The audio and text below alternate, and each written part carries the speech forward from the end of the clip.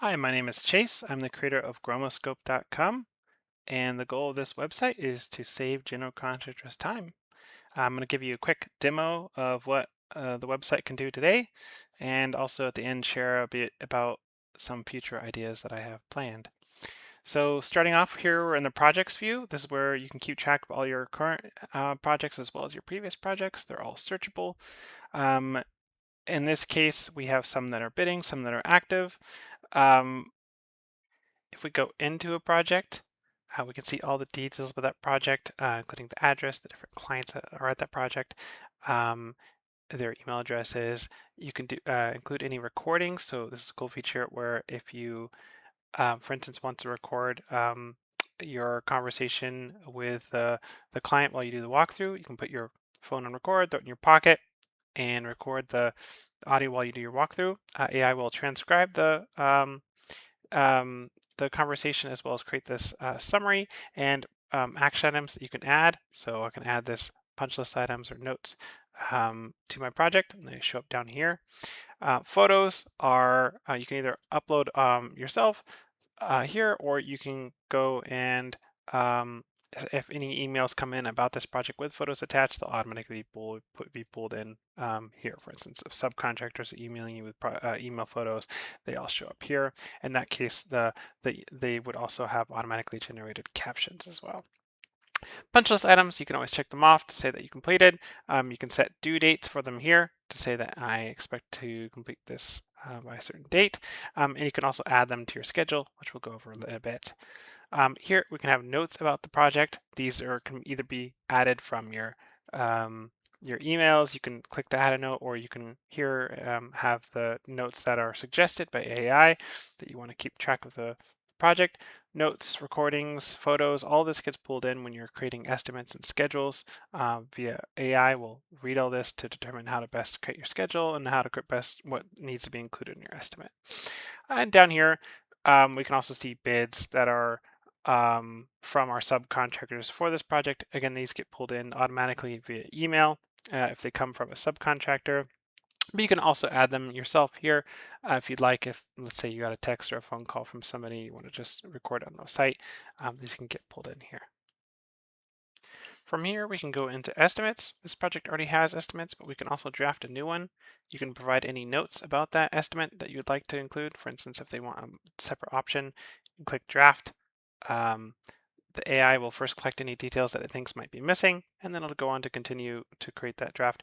It takes about 2 minutes usually for an estimate to be created, but you don't have to sit here and watch it. You can go and do other things while you wait. This one was automatically created by AI. You can see that by these tags here. It will automatically pick if they're going to be FBO or allowance. And then as a user, you can also add items yourself. So let's say that AI missed something or some new detail came up that you didn't, the client brought up. You can add that before yourself. So again, if you need to, let's say, add a new light fixture, you can do that here. The prices are set by you. They're from your price book, and I'll kind of explain how that works in a bit. And then so that automatically gets that item that I just added automatically gets added to the quote. So again, you can have multiple versions if you'd like. So let's say that the client asks for like, hey, I want to have an option without the vanity. They'll take care of that themselves. They don't want your allowance, whatever the case is. You click cross that out, and this is automatically updated. And now let's say that if the client later changes their mind or you want to see what it was before, you can just go back to V1 and it'll show that first version again. And again, you can create even a third version, a fourth version, as much as you'd like. And you can create like descriptions of what these versions like without vanity, for instance, whatever the change is. So that way you can understand what the versions are. You can pick to choose the quote to show it with lump sum or not lump sum. So if you do lump sum, it'll get rid of the line items for your quote. In this case, I'm just going to include the line items. That shows up like this. Here's the quote it actually generated. And then at the bottom, we include all the allowances, all the options, and then terms and conditions. And these are set by you. I'll show you that in the settings in a bit. Also at the bottom here, we can set the overhead, profit, and tax if you'd like. And then in this case, this was AI actually generated two options all at once. So option A and option B. And then once the client has said which option they prefer, you can move it to accepted, and then this will be marked accordingly on the estimates page to mark it as accepted. Going to schedule. So from a project page, you can either you can create a schedule from here. In this case, this already has a schedule. Um, uh, but if this were brand new, you could have AI create it for you. AI will read your notes, your pictures, your project descriptions, your emails, everything you got on that project to help create these schedules. And it also knows about who your subcontractors are, who your what your crew is capable of to help, and will draft all the items that need to be completed. You can also configure your draw schedule, so maybe you do 30 30 30 in this case, and you can specify that just through notes about in your settings about how you like to do estimates. In this case, the gold items are customer owned details. In this case, that we're asking the owner that they need to pick their shower valve trim, and it can set dates. And these dates are set automatically for you again, but you can adjust everything here. You can even create your own schedule for you.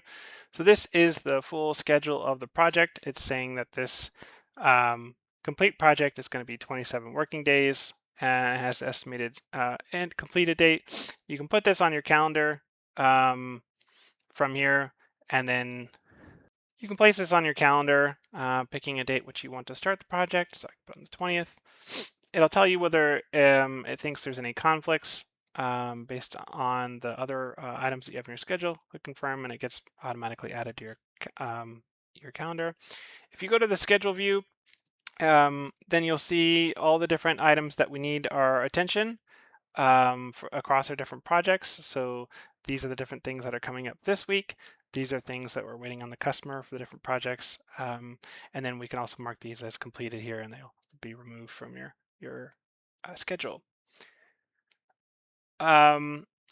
Next, I'll show you messages. So messages are emails that automatically, when you create an account, you can specify your handle. And as long as it's not taken already, you can pick whatever you want, be at gromascope.com. You can also just forward emails here from you. If you use a personal Gmail, you can just forward them here. The nice thing about having them here is that they're organized by project automatically. So if I want to see everything that's for this Vasquez project, it lists all the relevant emails. Just for that one, we figured that out by AI. AI will analyze the different emails that come in and assign them to the project. It uses anything from who it's coming from and details in the email to make that decision.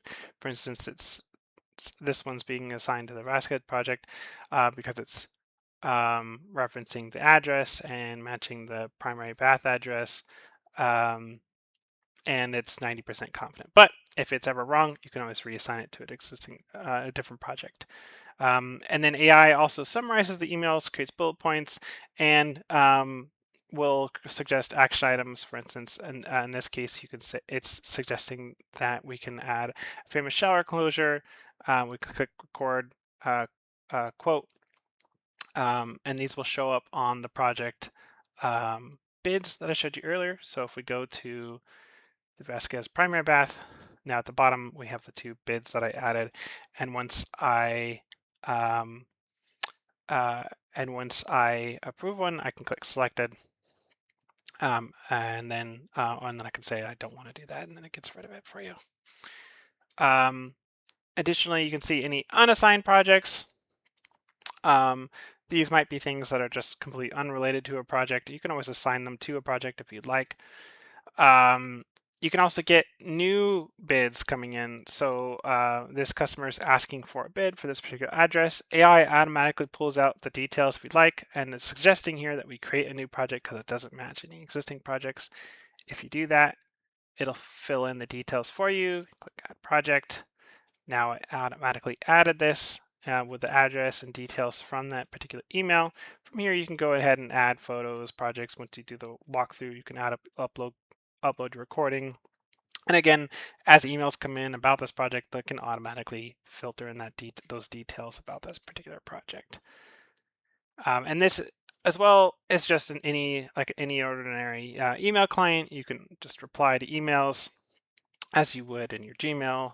Um, and then you have the option of either using this and having your emails come here, or you can also forward all your emails if you'd like that come here to your own personal email address if you prefer that as well. That again, the advantage of having it here is AI will take a look at it and create action items and file all the relevant project details together to help you create estimates and schedules. I had mentioned earlier that in estimates, the prices come from you. So in this case, I have a price book of all the items that I typically price out in my estimates. I can also add new items if I don't have one, um, and assign those to any particular trade. I can also remove ones if I say that I don't actually do this. I don't create dedicated circuits as ever as part of my work. You can remove those. AI will also, when it's creating these estimates, try to pull items from your price book so they're automatically priced. So these prices will show up in all your estimates, and you can pick whether it's per a flat fee, per square foot, per inch foot, however it is that you price out these items. But if AI can't find a particular price book item here, then what it will do is create one with a $0 price. For instance, if it's something we haven't seen before, for instance, maybe a customer is asking you to install gutters on the house and you haven't done that before, but you totally can, AI will go ahead and suggest that as a price book item, and you can add it here. If you're ever looking at an estimate and you change the price, by default, we assume that you want this price to only affect this bid. But let's say that I go ahead and change 2 of these. Cool. And I actually want these, they were too low before. I actually want these to be always reflected in my new estimates. It automatically pulls in the changed items here. So I can say, yeah, I only want to change my remove wall from 1200 to 1500 and click update. And now any future estimates will be automatically priced with that new value you picked. If I decide that I want to move forward with an estimate, I can go ahead and click send for approval. That automatically pull me into estimates with my estimate attached, and I can go ahead and send it to the customer. It automatically adds the customer details. You can go and fill out your message however you like from here. So those are all the tabs. I can also explain how some of these details get populated and how AI knows certain things. So in your settings, you can set your business details, your logo. This is what shows up in the PDFs that get created, your email address, and your business address, as well as this is the estimate boilerplate that gets added to the bottom of every estimate. So this can be your terms and conditions. This can be whatever you'd like. You can also describe your crew, what they're capable of, what they can and can't do. This will help AI create your schedules for you. If you say that you have like a one-man crew who can only do drywall, um, then the AI will accordingly schedule that person when it creates schedules. In the estimates tab, you can set any default rules for estimates. For instance, if you have a rule that you say, I always want vanities to be marked as an allowance, or I never want to include tile and an estimate because I can't do tile, then you can say that here, and AI will accordingly read this when it's creating estimates and take note of those requests. Trades, these are all the trades that you can do. You can add a new trade.